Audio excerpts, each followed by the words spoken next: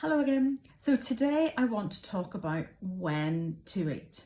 Now, when I'm talking about when to eat, I'm not talking about carb curfews, carb cycling, protein powering up, or even how to eat before or after a gym session.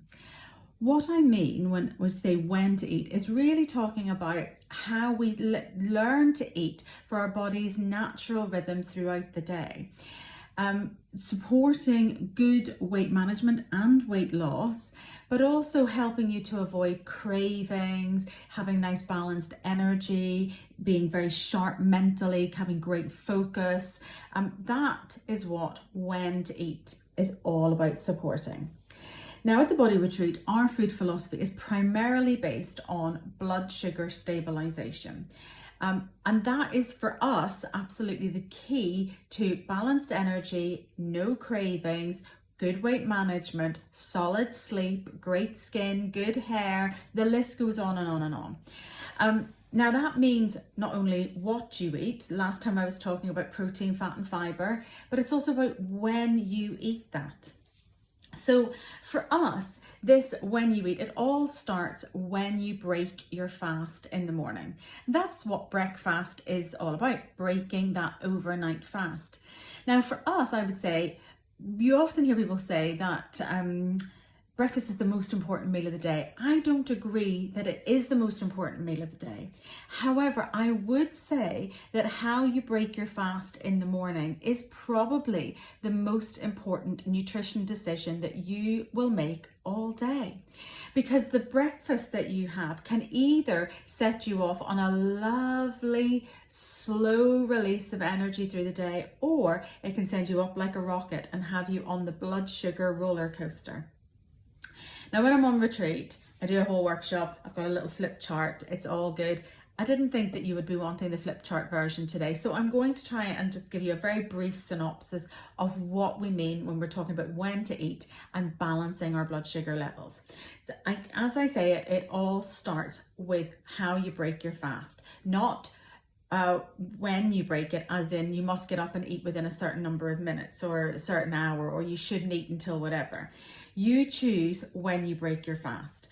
I would encourage you to think about what you're eating, but then once you've broken your fast, you are going to have in your body between 3.5 to 5.5 hours of energy. So that means that you are not going to be needing any grazing, any snacking until your next meal. In that little in-between time, between breakfast and lunch, all you do is hydrate.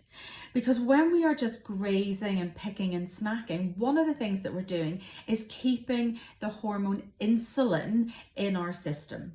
Now, you possibly already know that insulin's job is to act like little keys. It latches on to the energy within our bloodstream, taking that energy around and depositing it wherever it's required in the body.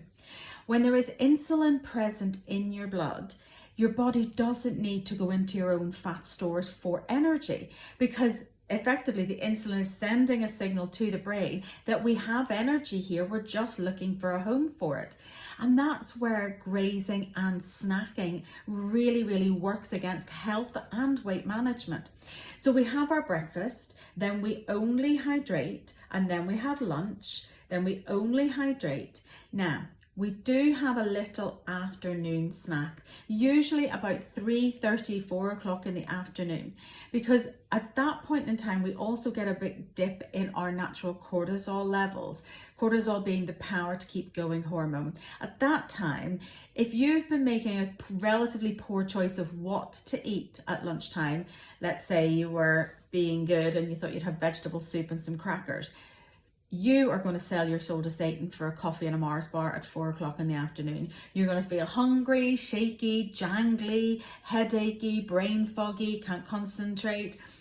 And that is that dip in blood sugar. That's what we want to avoid. So putting in a small protein-based snack in the mid-afternoon, that's going to help to buy you that time between lunchtime, that might be at say 12:30, 1 o'clock, 1:30, and supper time that might be at the end of the day at 7:30, 8 o'clock.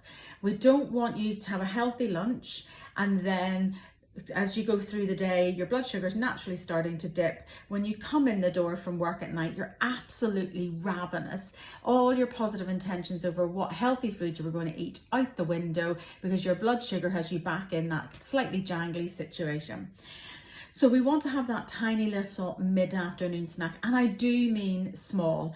A dessert spoon of hummus with some crudités, a boiled egg, 3 Brazil nuts, and a medjool date, 2 oat cakes and a teaspoon of nut butter. All good little examples of relatively portable little snacks that will help to bridge the gap between what you eat at lunch and what you eat at supper time. And then after supper, nothing. After supper, we like to encourage people to have a lovely overnight fast. For women, between 12 to 14 hours every night, when you consume nothing. No milky coffees, no hot chocolate, no glass of wine, no vodka and tonic, nothing at all. It's literally flat water and herbal teas, and allowing the body to go into a complete digestion cycle, fully restored, no insulin present, going into fat burning, wake the next morning and break your fast. And that is the cycle that we follow here at the Body Retreat. We are looking at periods of consumption, then nothing but hydrate, then periods of consumption, hydrate, and so it goes on. That's what we talk about when we talk about when to eat. Not, some places people talk about just, it doesn't matter when you eat, so long as you don't eat more than X calories. Well, actually, the research tells us that it does make a difference. So we want to get into the body's natural rhythm through the day. Break your fast, then hydrate, have your lunch, then hydrate, small protein-based afternoon snack, then hydrate, enjoy your supper, hydrate and sleep, and start all over again. If you've got any questions, I'd love to hear from you. Send me a line. Otherwise, I'll see you next time when I'm going to be talking about the next part in the series, which is how to eat.